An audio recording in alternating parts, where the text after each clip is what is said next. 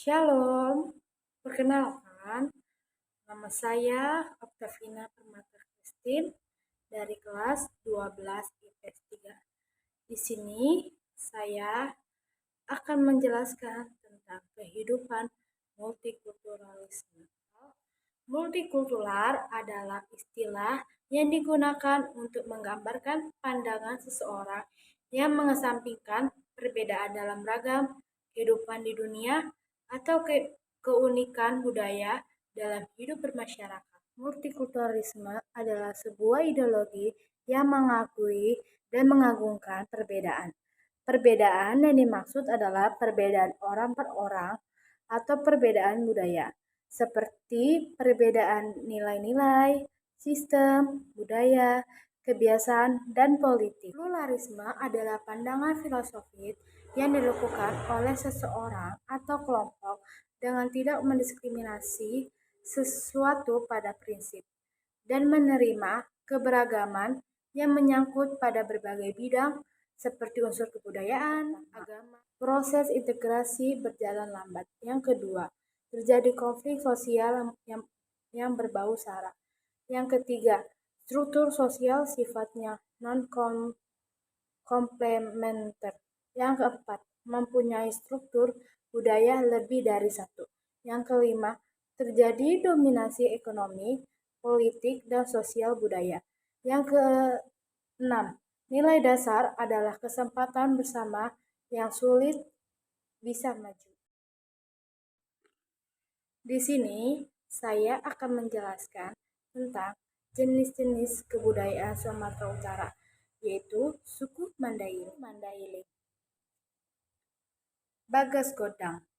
Bagas Godang adalah rumah adat atau arsitektur tradisional suku Mandailing.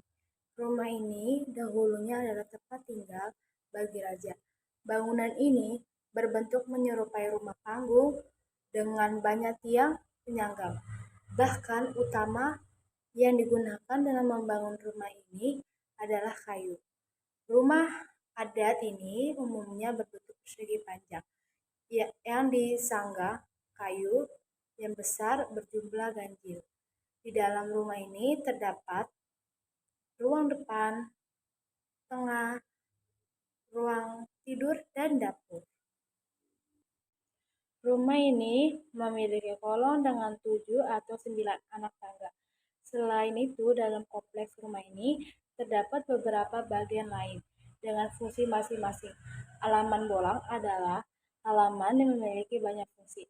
Selain berfungsi sebagai tempat prosesi adat, juga menjadi tempat berkumpul masyarakat suku Mandailing. Tempat ini juga sering mendapat julukan halaman bolang Silangse Utang, yang memiliki siapapun yang lari ke halaman ini mencari keselamatan, ia akan dilindungi raja. Sopo Godang adalah tempat untuk memusyawarahkan peraturan adat. Selain itu, tempat ini juga dijadikan untuk pertunjukan kesenian, tempat belajar adat dan kerajinan, bahkan juga tempat pengelana untuk bermalam. Dirancang berkolong dan tidak berdinding agar penduduk dapat mengikuti berbagai kegiatan di dalamnya. Sopo Godang juga disebut Sopo Sioracang Magodang, inganani partahian paradatan. Parosu rosuani pula dohot dongan, yang berarti balai sidang agung, tempat bermusyawarah, melakukan sidang adat, menjalin keakraban para tokoh terhormat dan para kerabat. Sopo Jago adalah tempat Naposo Buluk duduk sambil menjaga keamanan desa. Selain itu, adalah Sopo Godang yang digunakan sebagai tempat menyimpan alat-alat seni kerajaan. Alat-alat ini biasanya dianggap sakral. Sopo Eme atau Hopuk adalah tempat menyimpan padi setelah dipanen, lambang kemakmuran bagi masyarakat sekitar. Seluruh kompleks bangunan pada masa lalu tidak berpagar, sekalipun raja yang menepatinya, tetapi seluruh bangunan ini dianggap sebagai pemilik masyarakat dan kemuliaan warga. Nilai atau makna yang terkandung. Rumah adat adalah tempat yang penting untuk manusia karena rumah merupakan tempat untuk tinggal dan beristirahat, sama sepertinya dengan rumah adat ini memiliki keunikannya, yaitu sebagai tempat tinggal atau tempat beristirahatnya raja dari suku Mandailing. Ayat Alkitabnya yaitu Mazmur 5 ayat 7. Tapi aku tapi aku berkat kasih setiamu yang besar, aku akan masuk ke dalam rumahmu, sujud menyembah ke arah baitmu yang kudus dengan takut akan engkau. Di Provinsi Sumatera Utara terdapat suku Mandailing, tepatnya di daerah Tapanuli Selatan.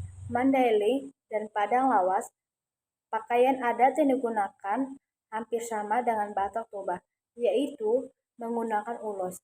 Bedanya, mereka menggunakan ulos dengan dipadukan aksesoris yang biasa menambah semakin indah dan cantik dipandang pakaian adat ini. Biasanya digunakan saat upacara perayaan seperti upacara pernikahan. Yang menjadi ciri khas pakaian adat ini adalah para perempuan Mandailing menggunakan bulan di keningnya. Bulan terbuat dari bahan dasar emas, sepuan atau bahkan logam. Bulan sendiri memiliki makna lambang kemuliaan yang merupakan simbol struktur kemasyarakatan. Perbedaan dengan perempuan laki-laki, Mandailing menggunakan penutup kepala yang bentuknya khas. Penutup kepala pakaian adat Sumatera Utara ini biasa disebut ampu. Pada waktu dahulu, ampu digunakan oleh para raja Mandailing dan Angkola. Warna hitam yang terdapat pada ampu memiliki fungsi magis, sedangkan warna emas menunjukkan simbol kebesaran. Nilai atau makna yang terkandung. Pakaian merupakan hal yang indah ketika dipakai oleh manusia. Begitu juga dengan pakaian adat tersebut memiliki keindahan ketika dipakai dan membuat masyarakat tertarik dengan pakaian tersebut. Ayat referensi. Mazmur 45 ayat 13 sampai 14. Keindahan belakang putri raja itu di dalam. Pakaiannya berpakan emas. Dengan pakaian bersulam warna-warna, ia dibawa kepada raja. Anak-anak dara mengikutinya, yakni teman-teman yang didatangkan untuk dia. Tarian Tortor adalah tarian perayaan yang telah ada sejak ratusan tahun lalu. Asal tarian ini adalah dari daerah Batak Toba, Sumatera Utara. Berdasarkan sejarah, tarian ini awalnya merupakan tari ritual dan sakral yang dipentaskan pada upacara kematian, kesembuhan, dan sebagainya. Seiring berkembangnya zaman dan masuknya budaya Hindu-Buddha, maka tarian ini bisa memperoleh pengaruh dan berkembang tidak hanya sebagai tarian upacara. Tari Tortor kemudian digelar sebagai hiburan dan tontonan warga Batak. Selain itu, busana tradisional yang dikenakan penari Tortor juga berubah dan mengalami modifikasi agar lebih menarik. Saat menarikan tarian ini, para penari akan diiringi oleh musik gondang. Musik ini akan menghasilkan suara hentakan kaki penari di atas panggung. Tarian Tortor adalah tarian di daerah Batak yang mengandung makna komunikasi. Nilai atau makna yang terkandungnya. Tarian ini memiliki nilai dalam satu kearifan lokal. Selain itu, memiliki prinsip semangat kebersamaan, rasa persaudaraan, atau solidaritas untuk kepentingan bersama. Ayatnya yaitu Khotbah 4 ayat 9 sampai 10.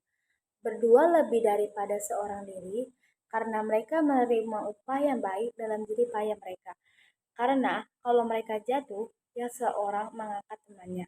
Tetapi, wahai orang yang jatuh, yang tidak mempunyai orang lain untuk mengangkatnya. Gordang Sembilan. Gordang Sembilan adalah warisan budaya asli memiliki masyarakat Mandailing, Natal, Sumatera Utara. Instrumen ini merupakan alat musik tradisional yang tidak ada duanya dalam budaya bangsa Indonesia.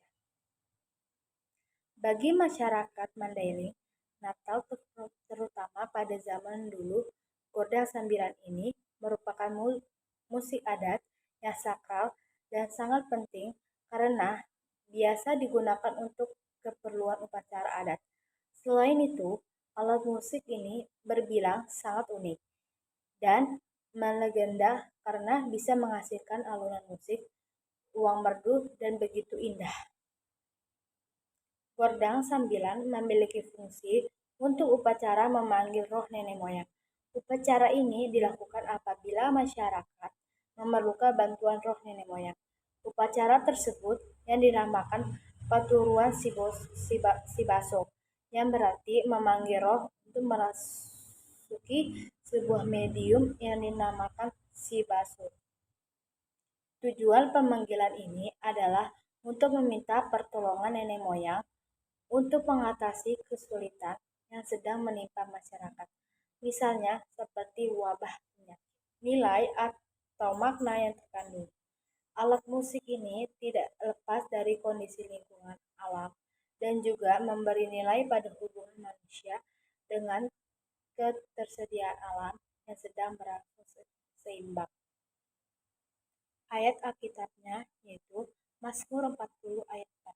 Berbahagialah orang yang menaruh kepercayaannya pada Tuhan, yang tidak berpaling kepada orang-orang yang angkuh atau kepada orang-orang yang telah menyimpang kepada kebohongan. Wisatanya yaitu Pantai Mandailing Natal.